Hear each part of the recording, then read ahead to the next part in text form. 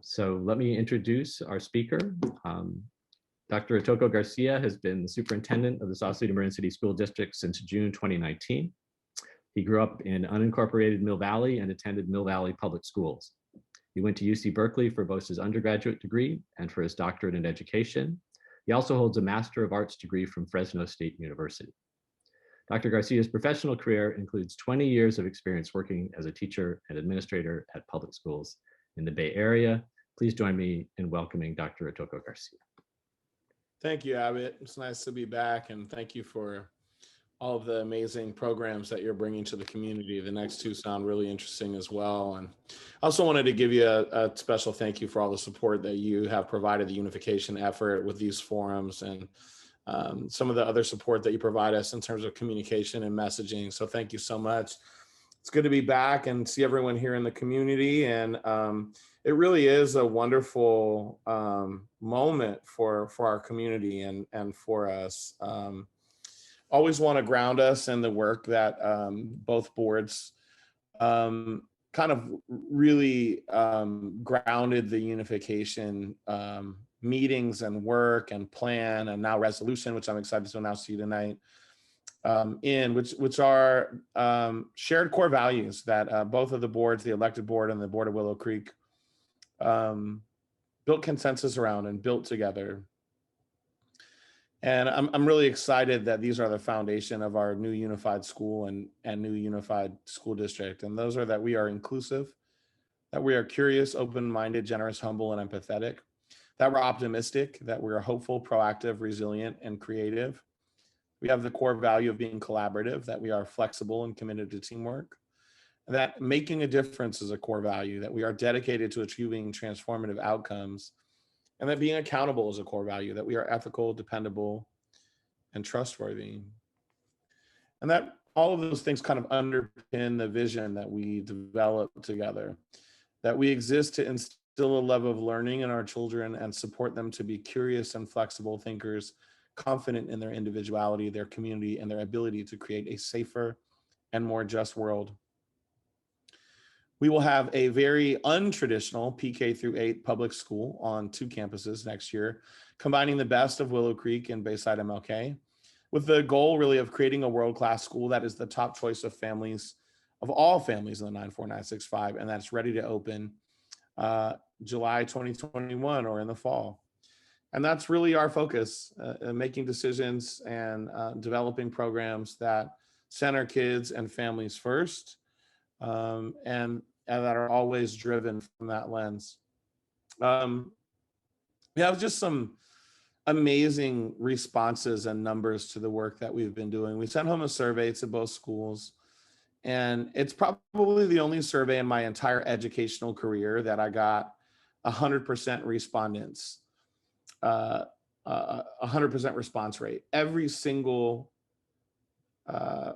student's family filled out the survey and sent it back. And it was very simple. It was an intent to return survey. It said, yes, no, or I don't know. Probably an important lesson there in survey giving, given the response rate at 100%. But all of the students at Bayside MLK said they would return. And the numbers that you see before you are Willow Creek students and families. And as you can see here, the vast majority of students at Willow Creek are opting to return for the first year of the unified school. And there are less than 10 students who said no. The other large number of students was here in the I don't know or the not sure category.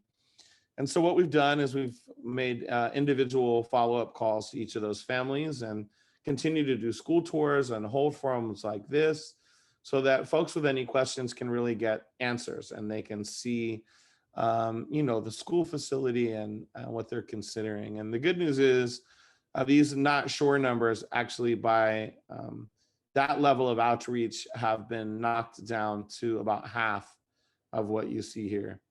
And what's really amazing is it looks like we're going to retain upwards of 90% of current Willow Creek families at the unified school next year. And that's a very exciting development with all of the 100% of Bayside MLK students that we're going to retain. And so if you're on this call, we want to invite you to join this movement about unifying our schools and unifying our communities. And a little bit later in the presentation, I'll talk about some ways that you can get involved. I know everyone on this call, it has an interest in the community and in the greater good. Otherwise, you probably wouldn't be here. And so thank you for all of your support and energy. We're really talking about, at the middle school level, unifying approximately 35 students from Bayside MLK with about 150 students from Willow Creek. And then at the elementary level, K-5, about 83 students from Bayside MLK and 204 students from Willow Creek K-5. And there's such a tremendous opportunity before our community. One that goes well beyond typically what we think of as academics. Our unified school will offer really expanded life outcomes, the kind of experience that allows our students to be global citizens, to cut across race and class and culture and language and other barriers that often keep us separate. We'll also be able to offer, along with improved academics, improved electives, improved sports, improved social opportunities. Both schools operating separately have been small. We're very excited by the opportunities in terms of graduations and dances and other events that this will present us. And so on the 9th of March, the Willow Creek Board, and on the 11th of March, the trustees of the Sausalito Marin City School District Board ratified a joint resolution that spells out most of what you see here in this presentation tonight, and also kind of sets a pathway for resolving any additional questions that are hanging out in the ether, so to speak. And so we have now 28 teachers working on our school design team. It's truly amazing. They come together every 2 weeks and they work on different topics, and they've already accomplished a tremendous amount in terms of planning for the standards and scope and sequence of curriculum, and so they're on to some finer grained things. But I'm very excited by the work of the design team, and it's pretty evenly made up of staff from Willow Creek and staff from Bayside MLK, although of course Willow Creek has a larger staff than Bayside MLK, so they may have a few more people in terms of numbers, but very balanced in terms of staff and grade levels represented and things of that nature. And we're unifying because we have the goal of integrating and diversifying our school and our school community. And that's what's so exciting about seeing all of you here on this call. We're doing more than unifying schools. And we need all of your continued and ongoing energy and passion and support to really unify our communities. That will be the long-term measure of our success. And when we look back 5 or 10 years from now at our unified school, when it remains that diverse and integrated place, it'll be because we have been able to build more bridges between our communities than we have had in the past. The other great thing about this unification resolution is in about 3 times faster than the required time frame, we'll meet the settlement agreement with the Attorney General. We were needing to have these things done within 5 years, and it looks like at the start of year 2 in working on these things, we will meet the settlement agreement with the Attorney General, with that goal of successfully integrating staff and families into our unified school with empathy and compassion. My family just came home, so if it gets a little noisy, I apologize. Our schools will be unified on paper or legally, if you will, by July 1st, 2021. Come on, you want to say hi? Come here. No? Okay, be right there. And it's our goal to ensure that our facilities are ready for an opening this fall.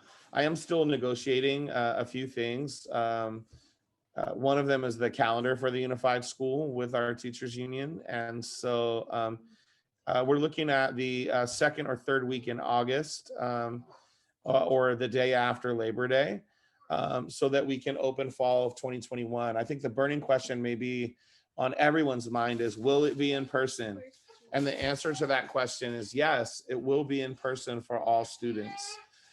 We know that Willow Creek is bringing back all of their students for in-person instruction, I believe on Monday.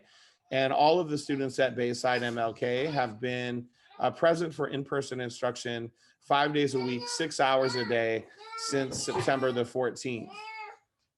And so we're very excited to continue on with that trajectory with our unified school. And a few things here that I will get to will, I think, help illuminate for you how we're going to be able to accomplish that. As I said before, it'll be one unified school on 2 campuses. The 6th through 8th grade will be on the Phillips Drive campus, and the K through 5th graders will be on the Nevada Street campus. Pre-K and TK will also be on the Phillips Drive campus with the middle school students. One of the things I'm most excited about this resolution and the work that our joint boards have done is that this unified school will feature a student to teacher ratio for kindergarten through 3rd grade of 17 students for 1 teacher. This is some of the lowest student to teacher ratio, if not the lowest student to teacher ratio that you can find in public school anywhere, even in a place like Marin County. We will feature a 20-to-1 student to teacher ratio in 4th through 8th grade. Also very, very low student to teacher ratios. And something that I'm ecstatic about that the trustees have supported.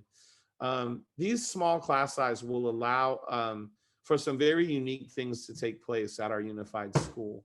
One, for any student that may need to mitigate some learning loss here from the effects of this global pandemic that we've all been under. Small class sizes are one of the best ways that you can actually make up for lost learning. Some of the research on small class sizes suggests that you can make 1.5 years or 2 years worth of growth in 1 year. And we know coming back out of the pandemic that that's going to be critically important for our unified school. And I'm very excited about our chances to do that and our plan for doing that with class sizes at this level. We also know that because the class sizes are so small, it allows teachers to differentiate instruction. So for any student who's really an advanced learner or accelerated, and we should be very careful to note that while for most students, distance learning was not an ideal platform, for a very small group of students, it has been. And we have some kids that have made some tremendous growth and will have some really advanced needs when they're coming back to our unified school. And these kind of class sizes, along with some of the other features that I'm about to outline, really make me excited about our educational program for the upcoming school. I think we're going to be able to offer an education like no other, like you can't really receive at a public school anywhere in Marin County or really anywhere in the state of California. The classrooms at the Phillips Drive campus are oversized classrooms. A standard classroom size in the state of California is 960 square feet. Our class sizes at the Phillips Drive campus are over 1,200 square feet. So really ideal classroom spaces for middle school instruction, for science, for STEAM instruction, for project-based learning, and also for math and ELA and social studies. Spreading the single school across both campuses really allows for a more efficient and safe use of campus resources. And again, really gives us the best opportunity to open in-person school for all students in the district safely, so that they can still have these small class sizes, they can still be socially distanced, and we can still have staggered arrival and dismissal and do meal service in the classrooms and keep up some of the tried and true things that we've really pioneered for the county and the state in the terms of operating in-person schools safely. There will be a focus on project-based learning. We're planning on weekly outdoor learning led by Golden Gate National Recreation Area Naturalists. Very excited about that collaboration. Also looking at working with the Point Bonita YMCA and the Audubon Society to support some regular outdoor learning, project-based outdoor learning. And we'll retain the vast majority, if not all of the teachers from Willow Creek. Every teacher from Willow Creek has a space. Every credentialed teacher from Willow Creek has a space at the new school. We're just finishing up negotiations with the teachers union so I can offer contracts. And then, of course, teachers for different reasons sometimes choose to accept or refuse assignments. But every current credentialed teacher at Willow Creek has been offered a space at the new school. And currently we're projecting all of the single subject teachers from Willow Creek, plus Mr. Holcomb from Bayside MLK, Mr. St. Denny and Ms. Thompson for math, Ms. Rampula, Ms. Rizzo, Ms. Russell, and Mr. Holcomb for ELA and social studies. And I know that Ms. Rampula has a desire maybe to shift over to science. Mr. Holcomb will be teaching drama for us. And I'm very pleased to announce that the partnership that we have with the Tam High music teacher, Mr. Spiro Singaris, will continue on next year into the new school. And so kids at the Unified School will be receiving at least one period of instruction a day, 3 days a week during the regular school day from Mr. Singaris, the Tam High music orchestra and band teacher. And I think I'm really excited about the opportunities that our kids will have to get into intermediate band and orchestra at Tam High when they've had regular instruction from Mr. Singaris. Students right now at both schools without an orchestra and band program often need to go into beginning orchestra and band, whereas kids from Mill Valley Middle School tend to be able to go right into intermediate orchestra and band. So very excited that that will continue on. The other 2 days a week where the students don't receive orchestra and band instruction during the regular day, it will be available to them in the after school program. So we will have a 5-day-a-week orchestra and band program led by Mr. Singaris, just 3 days a week during the regular day, 2 days a week after school. We also will be hiring a single subject art teacher, single subject PE teacher, and a single subject music teacher to support Mr. Singaris with the lower level students, the elementary students. And so if you know any amazing single subject credentialed teachers, our job postings are available online at edjoin.org.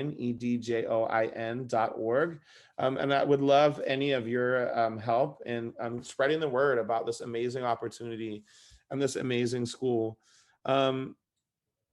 As I said, sorry about that. The design team have been working with the scope and sequence of standards that Willow Creek had in place, and have really greatly expanded that work with the support of Bayside MLK teachers to create that scope and sequence in English and math and science and social studies for the entire school next year, and mapping out the curricular standards that will be taught there.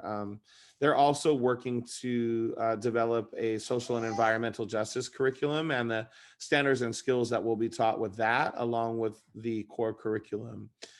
So again, just really excited about the work the teachers are doing. The curriculum and the course of study that the Unified School will offer, again, will be very unique here in Marin County. We will be focusing on algebra literacy and math intervention for all students. And we will also continue to feature our organic farm to fork school meal program. Those of you that are familiar with Conscious Kitchen, we will be able to continue on with a program very similar to that one, or Conscious Kitchen itself. Still working out some of the final details there.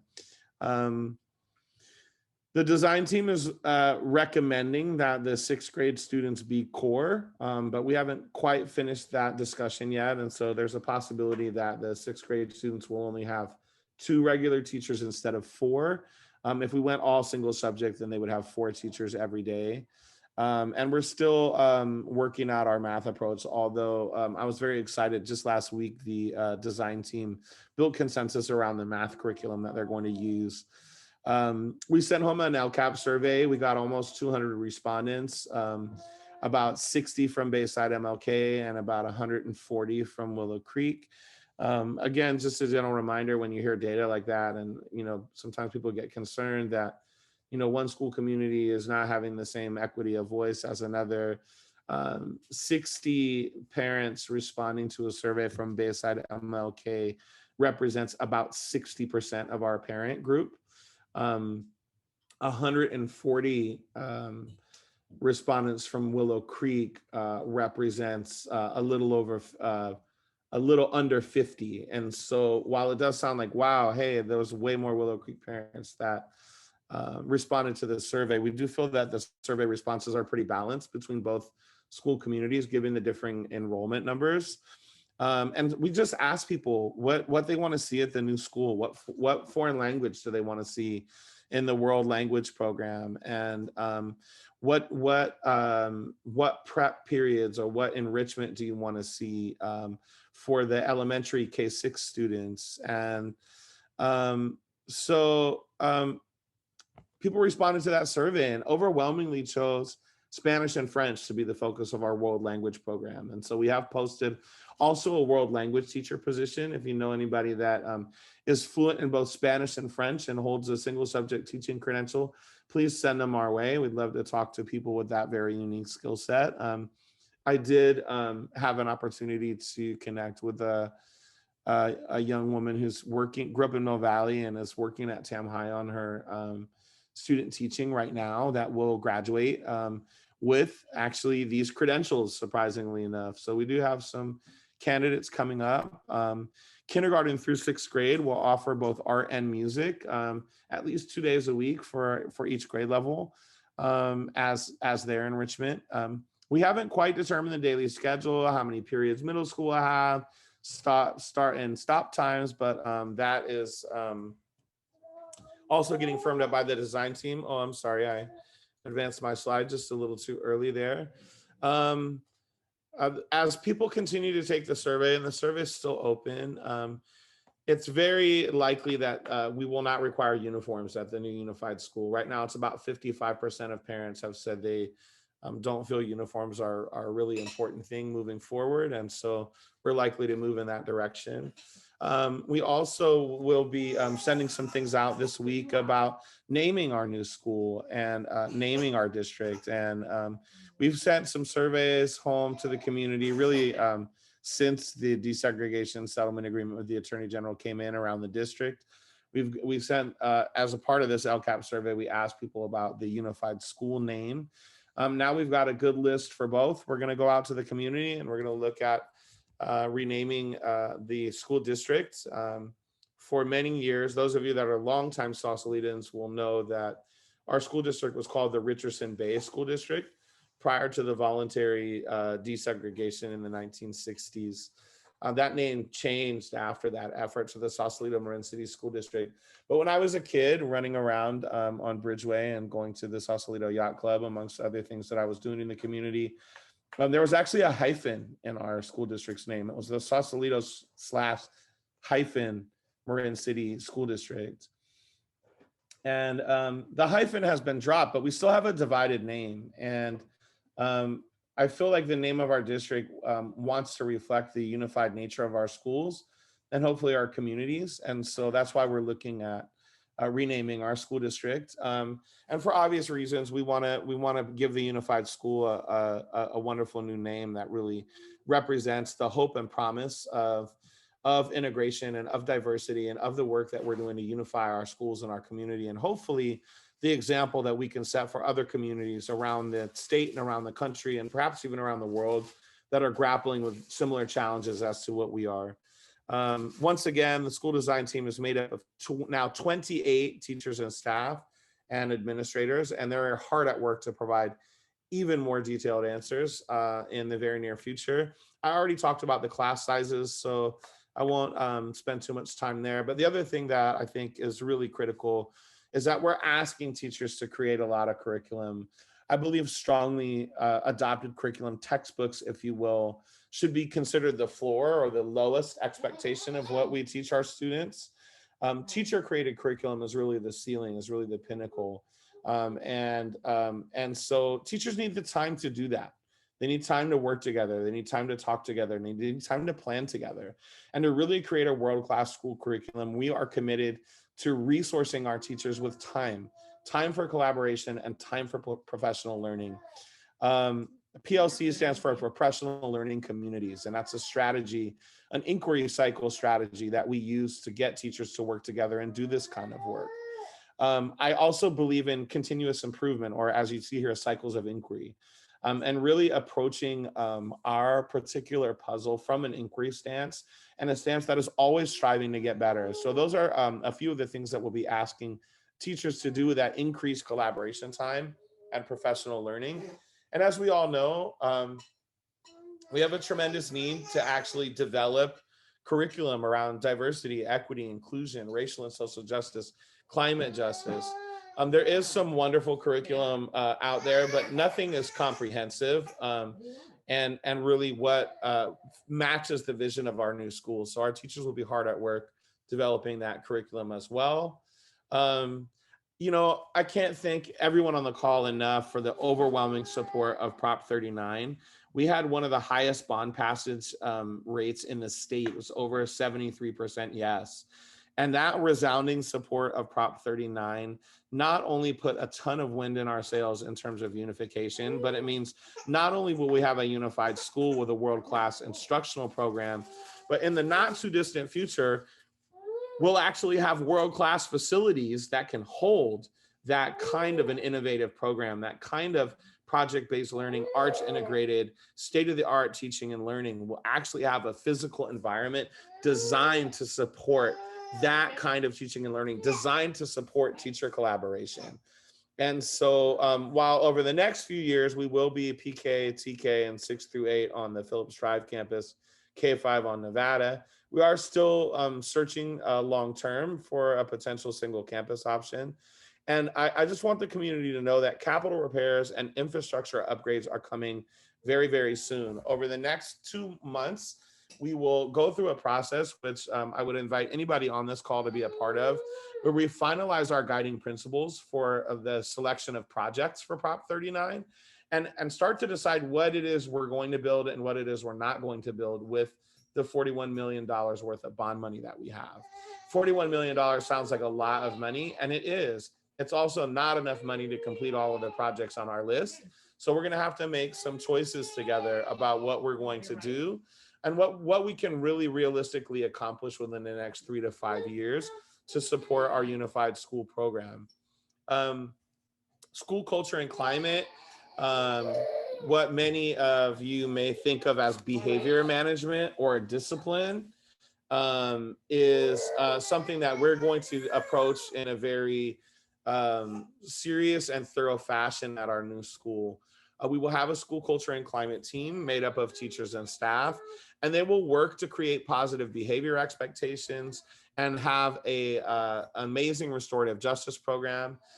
Through a grant with the Marin County Probation Department, we actually have been given funds to staff basically 5 hours per day, a sensory room supervisor. That's a new position for the unified school. Neither school has that. And so we will have a dedicated sensory room for all students that need a space to go either be alone or emotionally regulate themselves. And there will be a specially trained staff person in that room to work with them, but during school hours. So that's a very exciting development. We're also really committed to our community school model through a grant from Marin County Health and Human Services. I'm really excited. We will have full-time social work and mental health counseling positions, as many as 3 full-time positions at the unified school. I had a conversation yesterday morning, pardon me, with Director of Health and Human Services, Benita McLaren, where we talked about this partnership. And we currently have 1 clinician at Bayside MLK, but since we're tripling our enrollment, she's looking at expanding the grant and expanding those positions. So we will also have a strong focus on student and family services and parent and community engagement. And I just want to point out that, you know, our county is, has not really been at the forefront of the community school model nationally or even here in the state, but we're making some amazing strides.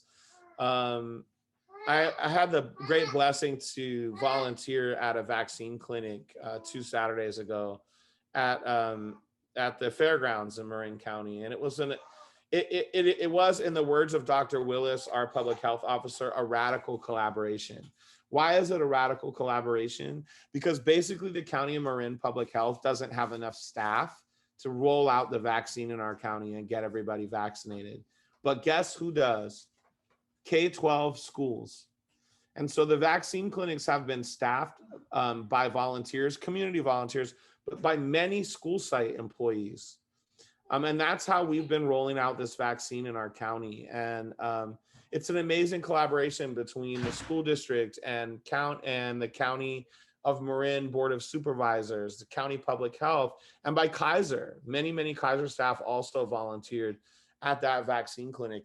And it's that kind of radical collaboration that really is at the heart of a community school, where as a district, we collaborate with places like the Sausalito Library to make sure that the community has updated information, or we collaborate with the Marin City Health and Wellness Clinic to serve students and families, or other nonprofit organizations like Play Marin or like Performing Stars to meet the needs of the community. But it really conceives of the school as the center of community life, and that anything that any of our families might bring to school that creates a barrier to opportunity, a barrier to learning, and a barrier to excellence, that we have a partnership in place, integrated into the culture and fabric of our school, that will help students and families overcome those obstacles. And so that's really the idea behind a community school. Again, we will feature top tier academics. There will be a focus on Indigenous wisdom and climate justice, global connectedness, the arts, technology and technical arts, social justice and healing, and cultural studies. And all of these 6 pillars will weave their way through English language arts, social studies, math, and science instruction.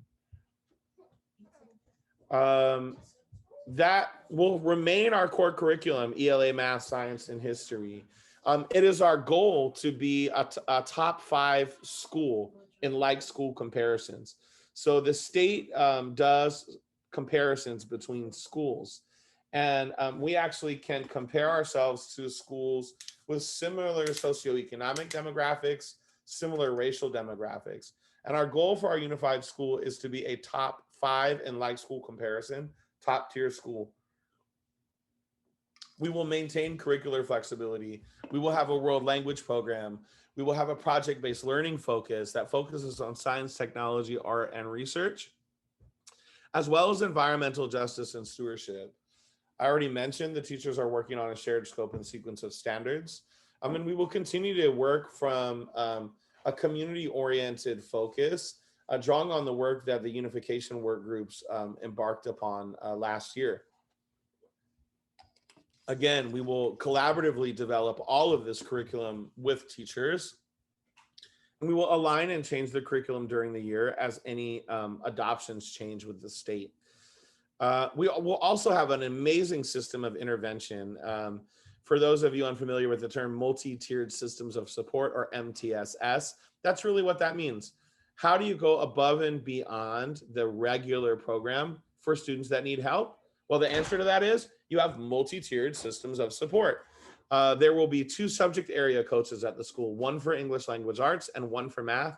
And they will work with all the teachers, PK through 8th grade, to coach teachers on developing support systems for kids who are falling behind, and also to push in and work with small groups of students, or pull out small groups of students that need additional support or acceleration. We will also have 1 instructional coach that focuses just on PK, or pre-kindergarten through 3rd grade. We believe strongly in a strong start and early intervention, and making sure that any kid who might have some challenges in their learning opportunities is identified very early and receives the kind of support they need to be successful early on. So that will be the focus of the PK through 3 instructional coach. We will also continue to use some computer-based interventions like System 44, Read 180, Smarty Ants, Dreambox, and a few of the other things that we've learned to be effective during distance learning. I want to specify that one of the things that we also know is that even though some students have been successful in distance learning, Nothing takes the place of in-person instruction. So these kind of computer-based interventions would only be used for a short period of time, maybe half an hour, 45 minutes per day. They will not be the focus.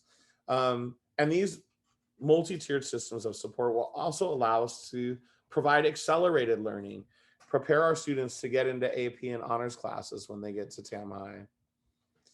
We will have an amazing after-school program. It's called the People's Empowerment Arts, Culture, and Engagement Program. And if your acronym game is strong, yes, that spells peace. It will function from 2 to 6 p.m. every day, 2 p.m. beginning for kindergarten students, 3 p.m. beginning for everything else. Students will have the opportunity to study digital media. And we will have at least 2 showcases or student expositions, expos, throughout the year where students can share with their parents and with the community what they're learning in the Peace program. They will have access to the People's Conservatory University, which will give them access to visual arts, dance, hip hop dance, ballet, contemporary dance, gymnastics. They will have an opportunity to participate in a drama or theater program with the Griot Theater Company. Students will have the opportunity to make beats and learn how to sample and produce music. Again, they will have instrumental music in the after school program with both Mr. Singaris and the Soundwaves program from Arts Plus.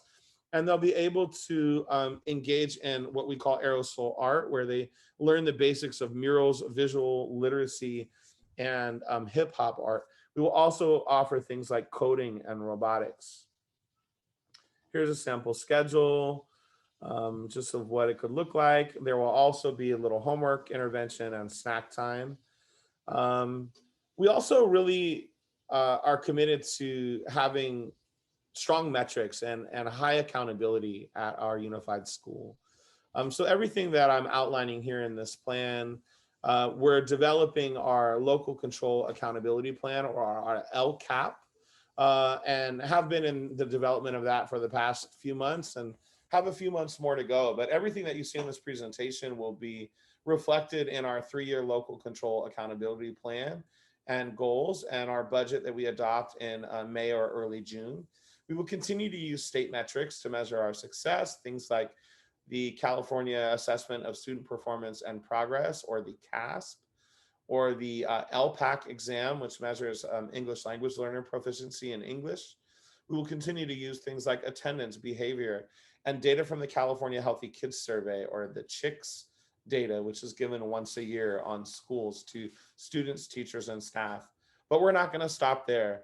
I believe strongly in regularly connecting data so that we can be data-driven in our improvement cycles and in our inquiry stance, but also responsive quickly. And so we will give a beginning, middle, and end of the year survey using our Panorama Education survey software that measures community and family engagement, student engagement, and social emotional learning. That will be something really critical to focus on as we transition students back to a more normal in-person school experience. We know that mental health and social emotional well-being have been negatively impacted by this global pandemic in many ways for many people, but particularly for youth and adolescents. We will also continue to have internal academic benchmarks. Currently, we use the NWEA MAP assessment, and we may continue to use that as a summative benchmark, as it looks like that may be something that we can substitute for state testing towards the end of this year. We're also very committed to fiscal integrity and sustainability, and abiding by the FCMAT and CASBO principles. Those are 2 organizations that monitor school finance here in the state of California. We're committed to maintaining adequate reserves for our district and prioritizing spending in the classroom. Really innovative, unified form of governance that we're bringing forward out of this resolution. We will have your publicly elected district governing board, your 5 trustees, and we will continue to work with a transition committee through June, and the transition committee will be replaced by an advisory board. That advisory board will support community engagement, provide continuity and informed decision-making, And that advisory board will even have 1 or 2 members that are chosen to sit on the dais with the elected trustees during school board meetings to give an additional layer of community feedback on what we're doing as a school district. If anyone on this call is interested in being part of the advisory board, please contact my admin assist, Steve Ayala. He can be reached at sayala@smcsd.org if you have any interest in participating. I just want to make sure that everybody understands really clearly. The advisory board is non-voting members. And the reason that the advisory board cannot vote is per Ed Code and the California Constitution, only publicly elected school board trustees can take votes on school board actions. So if you're wondering about that, that's why. We have so many other opportunities for you to engage as a community. I talked about Measure P and the facilities development that we're undergoing as a district. If you're really interested in that or how we're spending bond dollars, I want to invite everyone on this call. We need members of our bond oversight committee. We have until April the 30th to get between 5 and 7 members of different representative groups.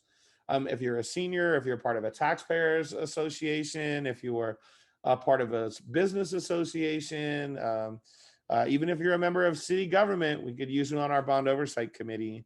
If you're interested also in, the process that goes behind creating guiding principles and selecting projects to be built under the bond, I would invite you to participate in our facilities committee meetings. Those happen monthly, and you can find information on that on our district website. As I said, over the next 6 to 8 weeks, we'll be finalizing guiding principles to select projects for Measure P. We would invite anyone on this call to be a part of those meetings as well. Whether or not you have kids in the school, we care about what our community members think of our district and our facilities. And we love your feedback and input, pardon me. Again, if you're interested in the plan a little bit longer term for the district around instruction or community engagement, we'd welcome you to join our LCAP or Local Control Accountability Plan committee, or come to a town hall meeting that we'll be having over the next month or two. Maybe you want to just help get kids to school safely. We're really changing the flow of students and parents back and forth between our communities, and many of our kids are going to be walking and biking to school. We would love your help leading what we call a walking or rolling school bus. You could pick up a small number of students and help walk them through the neighborhood to school and make sure that they get to school safely every day, or maybe it's just once a week, whatever you have time for. If you are concerned about how kids are getting to and from school and the interchange in between the communities, we also would invite you to be on our transportation committee. That also meets once a month, and we're working very hard to come up with solutions to any challenges and problems that might be out there in the world. I already mentioned the advisory board. You can apply for that, and we continue to have joint study sessions between the Willow Creek board and the Sausalito Marin City board. And I was very excited. I did a presentation at the Sausalito City Council, and they agreed to have a joint meeting with the Marin City Community Services District Board, Damien and Paul, who will be doing that presentation here in a couple weeks. And I have agreed to be on the Sausalito City Council Diversity, Equity, and Inclusion Task Force. And I really hope that is the focus of that joint meeting with the Marin City Community Services Board, is how can we focus on community healing? We know we have a long history, and we know we have some really strong relationships between our communities, and some relationships that we need to strengthen. And that's one thing, I just want to ask everybody on this call as a reflective question is, think about ways that we can unify our communities in ways that are positive and uplifting for all residents and citizens of Sausalito, and particularly Marin City. Thank you again for giving me this venue to talk about the work that we're doing in terms of unification. And thank you for staying informed and engaged and involved. We need all of you to make sure that our community becomes a more unified place, and that our unified schools have a long-term success. I'm really not concerned about the success of our unified schools over the next year or two. I think it's going to be amazing, and there's so much incredible work and amazing people that have gone and into this process that are still hard at work. Um, Again, I think how we unify our communities and how we lift each other up and support each other over the next 5 or 10 years will long term predict the success of our unified school. And so thank you all for choosing unification. I'll leave you with the words of Nelson Mandela: may your choices reflect your hopes and not your fears. Thanks for giving me a chance to talk with you all tonight. And I'm happy to turn it back over to Abbott and take some questions. Great. Well, thank you for such a detailed presentation, and thank you also for just the tremendous amount of work that you must have been putting into this effort. I just mind-boggling how much you have had to master to put this plan together. I'm in awe. So I just can't thank you enough for all your hard work and for your inspiration as we look to this exciting future of this new school and to its success. We do have some questions, and before I ask them, let me just let everyone who's with us know that we're taking the questions through the chat window, and there's a chat button down at the bottom of your Zoom screen. And you can type a message, and I will relay the question to Dr. Garcia. And hopefully we'll get to all the questions. It was such a detailed presentation that we actually were able to hit a number of the questions that we had already. So I'm going to skip some of them. But if you feel like your question actually wasn't fully addressed, please type it again into the chat window, and we'll hit it. Are you doing okay, Dr. Garcia? I'm fine. Yeah, thank you. Okay, great. I know you touched on this at the beginning, but I wonder if you could say a little bit more about when school is likely to start. Yeah, so the calendar is something that by our collective bargaining agreement needs to be bargained with the teachers union. And so we have sent several versions of calendars back and forth. I was really amazed. Our teachers union actually wants to come back early, which I think is great. They're recognizing that they don't want to have a really big long summer vacation. Students have already lost out on a lot of opportunities to learn. The challenge, of course, is that we have to move campuses. We have to move a large number of teachers back and forth in between both school campuses, and we have to pack everything up and clean everything. And so it presents a unique tension this summer that we normally don't deal with. Normally, we just have to clean both schools.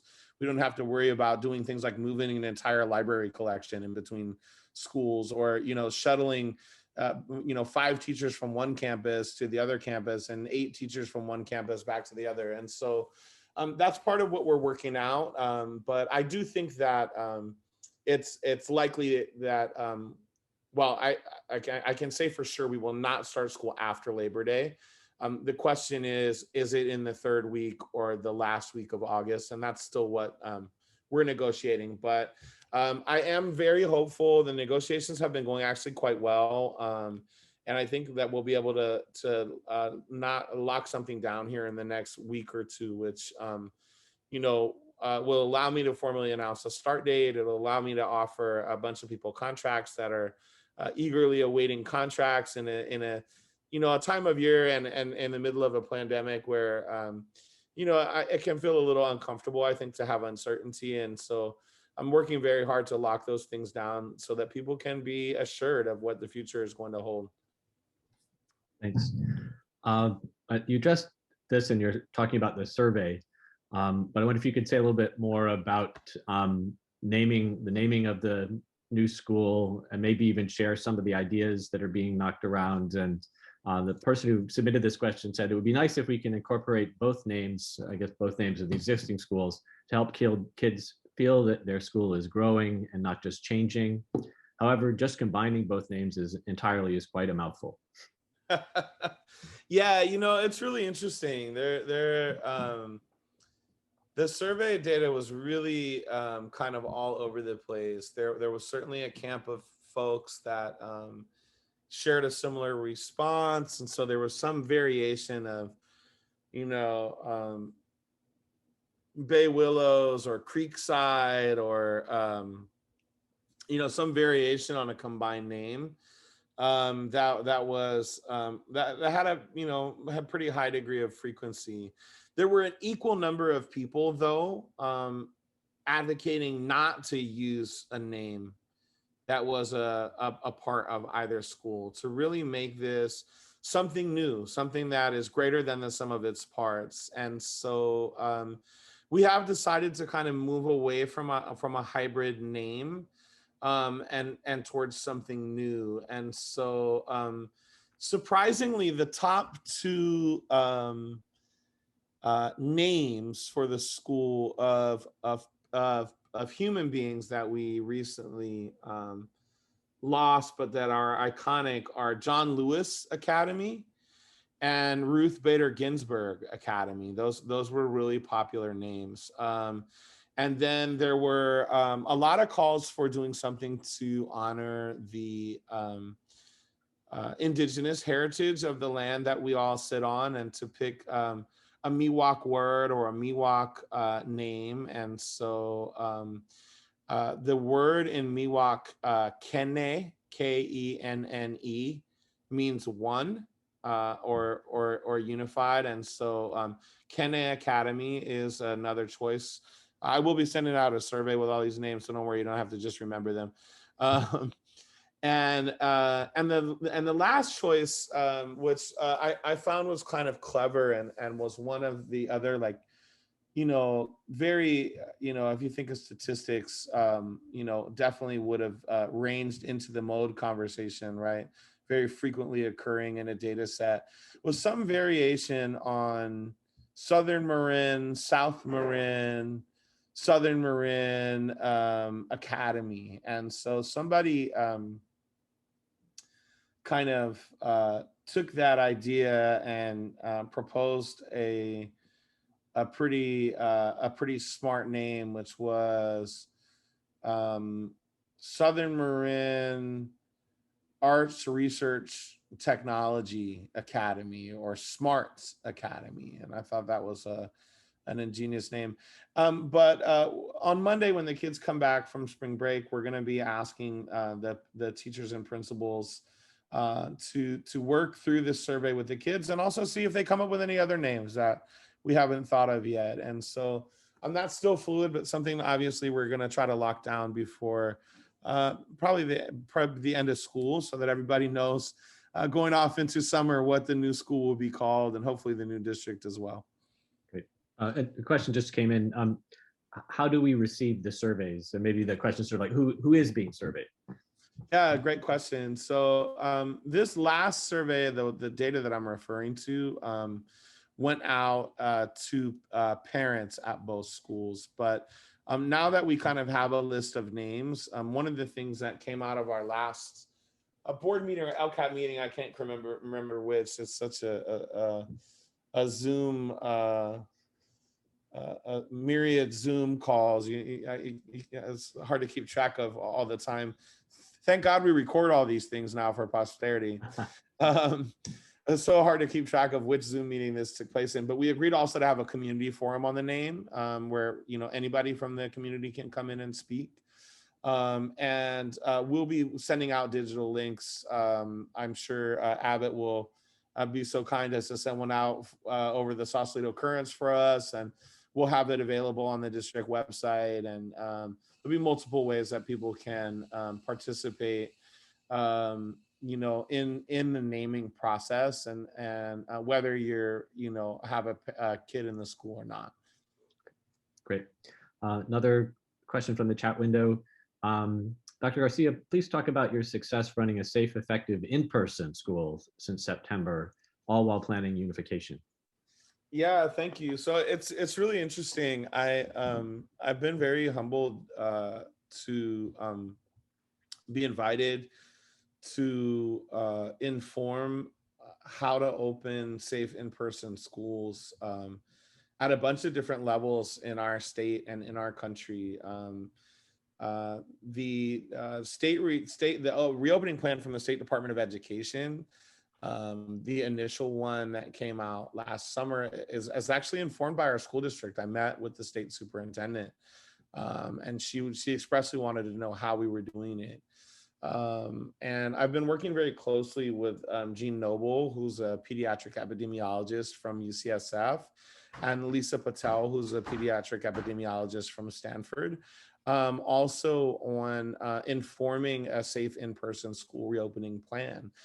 As I mentioned, we have been open longer in person than any public school in the county of Marin.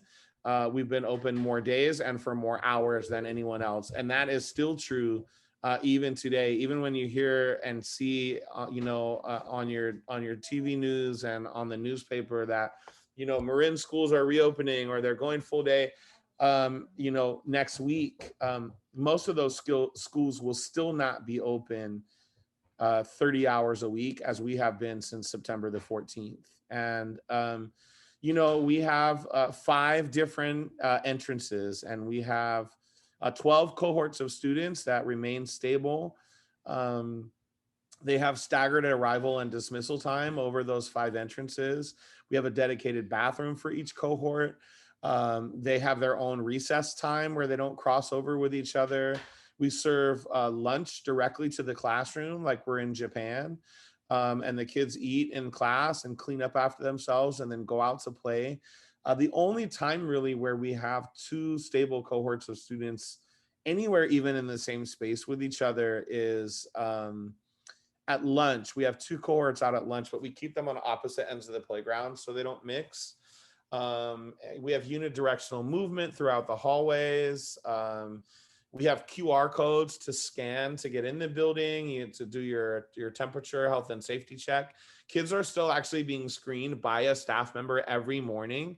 They're being physically temperature screened. They're being in person asked our health and safety questions, and being logged every day. We even have QR codes so that when adults that are not a regular part of the cohort need to go into a classroom, that we scan and we log, just in case we need to track and trace anybody. And at this point, we've had 9 cases where a student or a staff member either came to work or school and didn't know they had COVID-19, and either got sick or found out later that day they'd been exposed to somebody that was COVID positive. And we still have 0 in-school transmissions. So, remember, we started doing this long before a vaccine was even approved, and we had 0 in-school transmissions. I know it's an emotionally charged topic, but I do feel that we can operate in-person schools safely, vaccine or no vaccine. And I also feel that in-person school, when done in the ways that I just outlined, is absolutely the best place for kids in a global pandemic. The reality is we're losing more kids to the mental health crisis that is brewing in our county and in our state than we are to anybody getting sick from COVID-19. And it's time for us to get our shots. It's time for us to continue to wear a mask and stay socially distanced and still observe our bubbles. But it's also time for us to get back to a more normal way of living and working, and definitely doing school. And so it's been an amazing time, and I'm very excited about our spring academic assessment. I think that our kids have made up a lot of ground in small classrooms in person, and I can't wait to see those results. Great, thanks. Another question.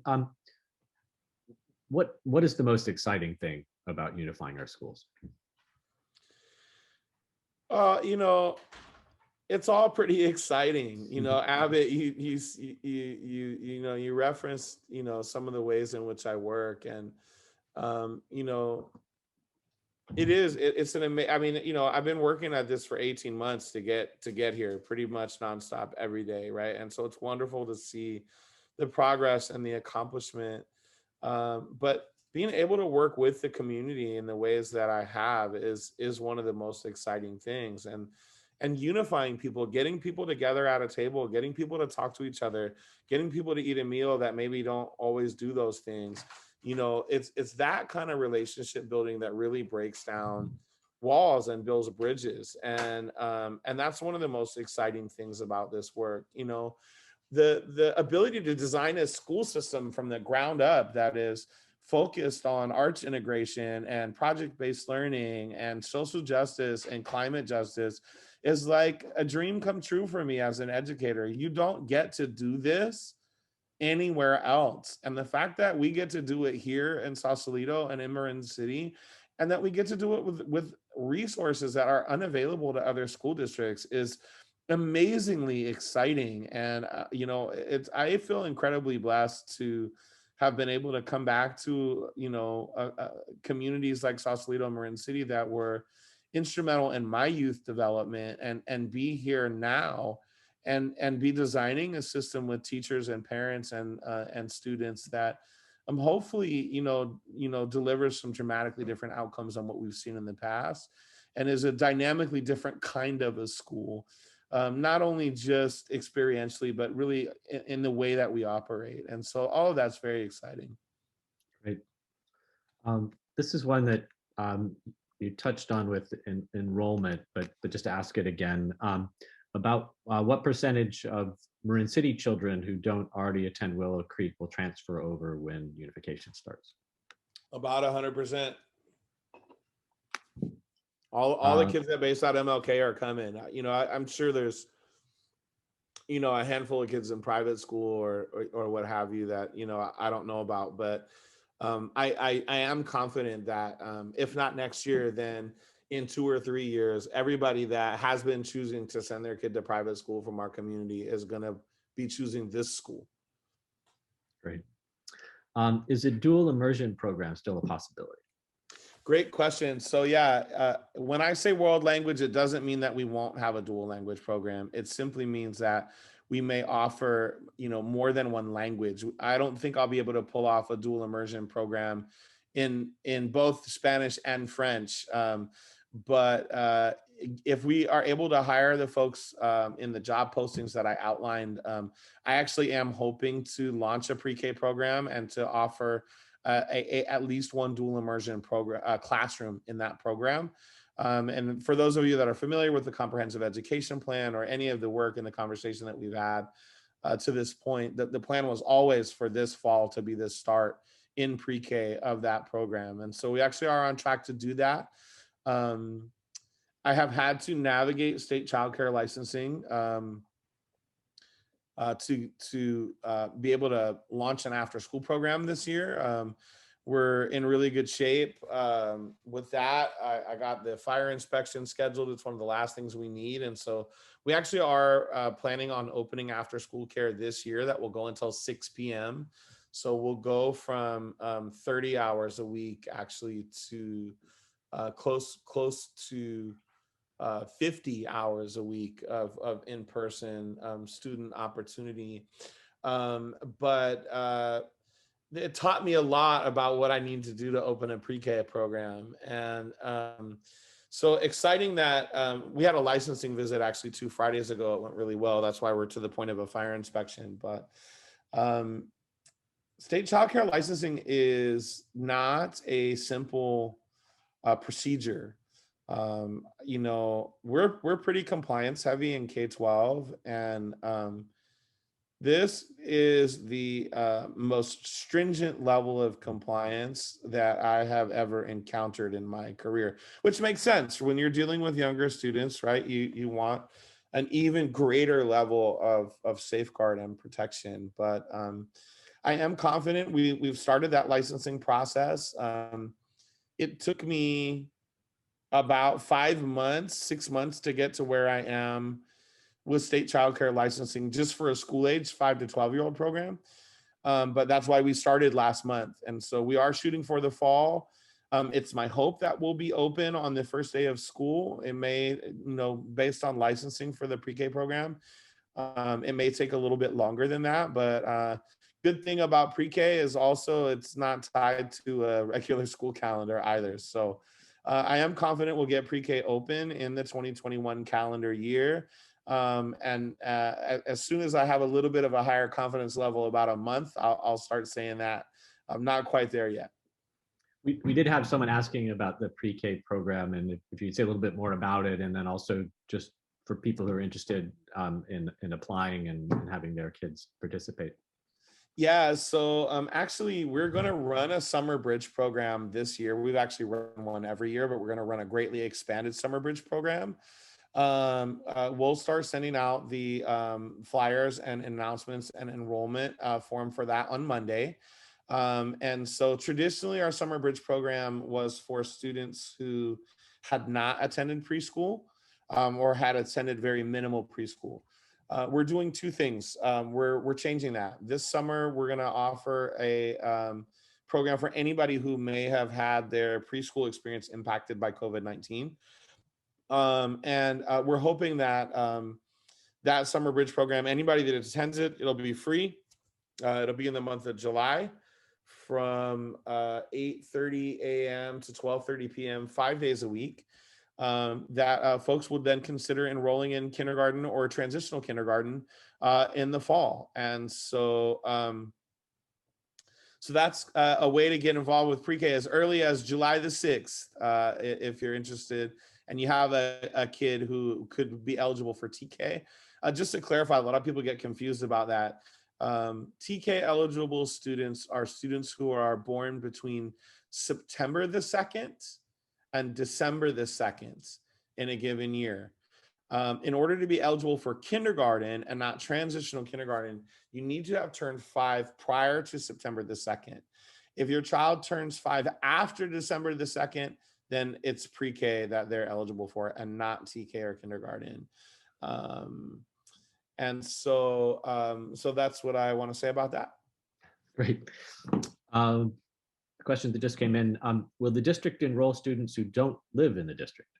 Yes, we will.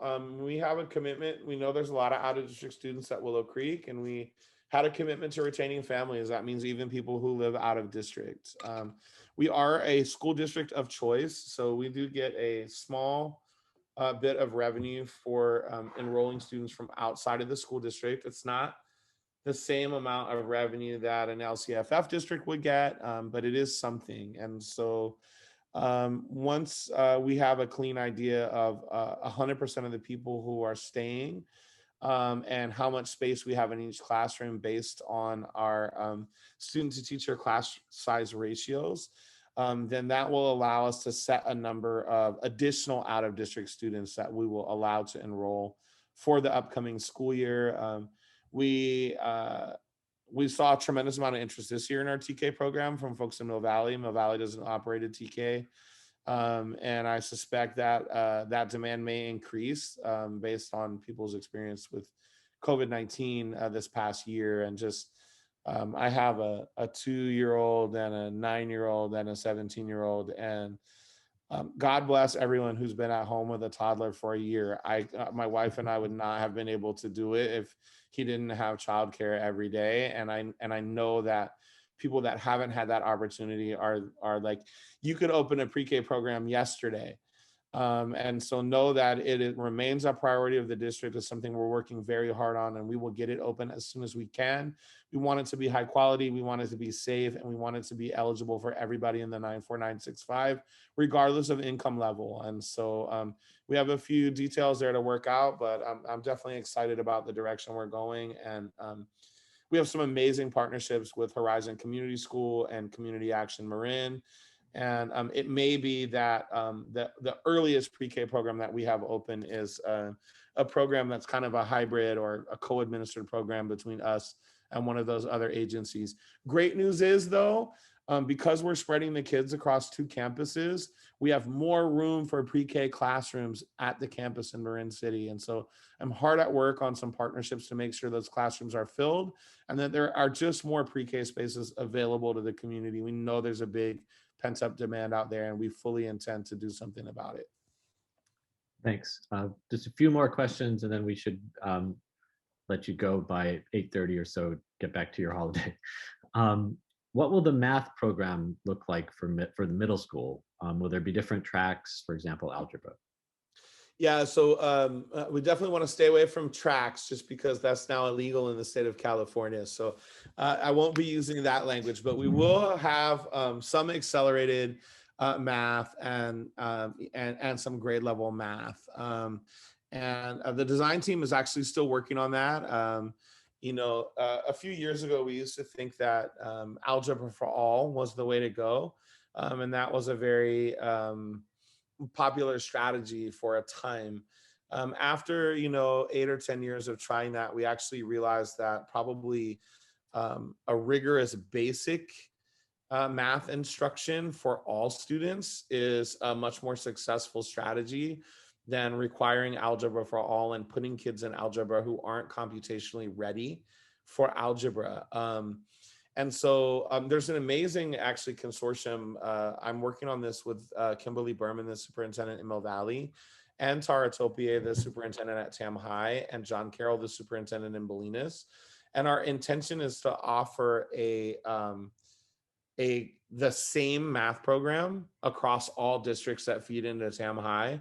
So all of our kids have the same kinds of opportunities to access higher levels of math once they reach TAM. But the design team's working on that, and we're working on it at a district level. And so so more to come in that regard in terms of detail, but we do plan to have a very rigorous math program that can both accelerate student learning as well as remediate student learning. Thanks. How many teachers of color do you expect that there will be at the Unified School? Great question. Our teacher of color pipeline, or what we call CREED, Culturally Responsive Educator Equity Development, is alive and well and is actually rolling out to be a pipeline for the entire county. So we have a number of teachers of color from both staffs that will return to the new school. Right now, out of about 24 classroom teachers, I think we're guaranteed to have 6. And if everything else goes according to plan, a couple of the layoffs that notices that I had to give in March, it looks like we may be able to pull those back, and that would bump our numbers up to in the 8 or 9 range. And I'm working very hard. We have credential partners with teacher credentialing programs like UC Berkeley, University of San Francisco, Dominican College, Cal State Teach, University of the Redlands, and we just added Sonoma State University. They have a really amazing bilingual teacher program, and so for folks that were looking for Spanish language teachers or bilingual teachers, we're hoping to be able to place them from that program. Our job announcements have gone out to all those programs. I'm getting actually, I just did a kind of mock interview panel for graduates from Dominicans program, and we've gotten a couple applicants from that. And so we do plan to work and continue to work very closely with our credentialing partners to make sure that the number of teachers of color continue to grow in our districts. And as I said, we are hiring 5 new positions in between world languages, drama, single subject science, single subject art, single subject music, and single subject PE. And so I do expect to continue to grow on a similar trajectory in that regard. Thanks. A question I think is in reference to job offers to credentialed teachers at Willow Creek Academy, but how many uncredentialed teachers are currently at WCA? Well, I think it's important to just sort of clarify the distinction between an uncredentialed teacher and people who are not teachers. So uncredentialed teachers are people at Willow Creek who are currently in teaching positions that don't hold valid teaching credentials. If memory serves me correctly, that is a total sum of 2 people. Those people we are not able to offer teaching positions.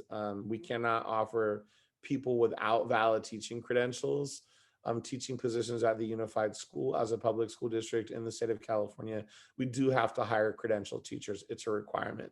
There's another set of folks at Willow Creek who we might consider more support staff. There are people who are behavior intervention specialists or teachers' aides. Those folks are not credentialed teachers.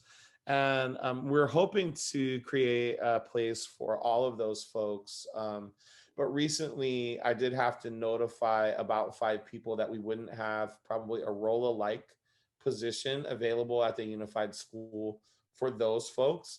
They are predominantly folks of color, and I'm working hard to do things like offer them a position in the after-school program, or see what else happens. You know, there's it's a little bit of an uncertain time. For people that don't know or are wondering, like, well, why, why would you do this, or why?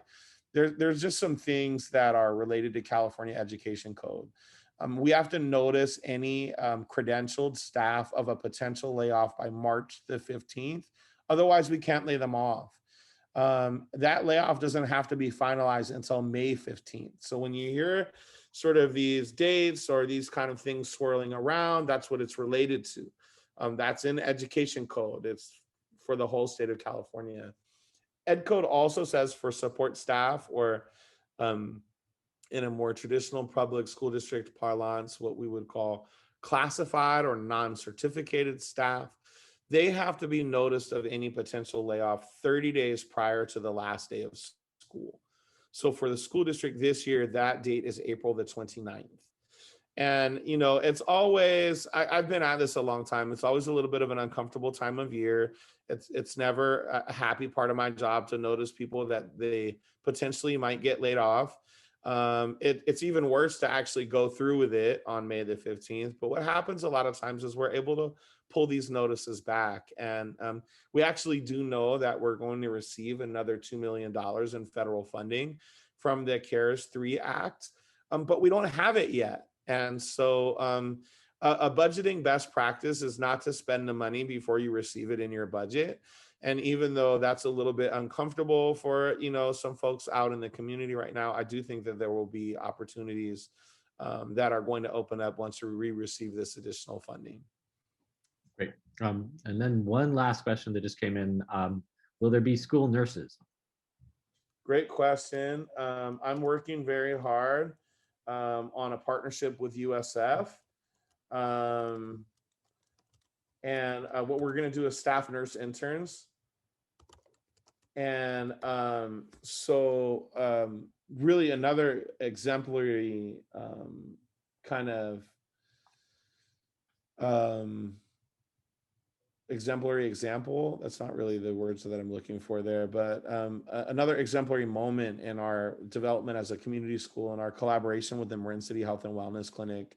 The student nurses that we're going to get from USF that will work in our schools next year, they also need clinical experience and they need clinical supervision. And so Dr. Francis, the medical director at the Marin City Health and Wellness Clinic, has agreed that when they hire nurses, and they're actually hiring this week, that those nurses from the Marin City Health and Wellness Clinic can provide the clinical supervision for our student nurses.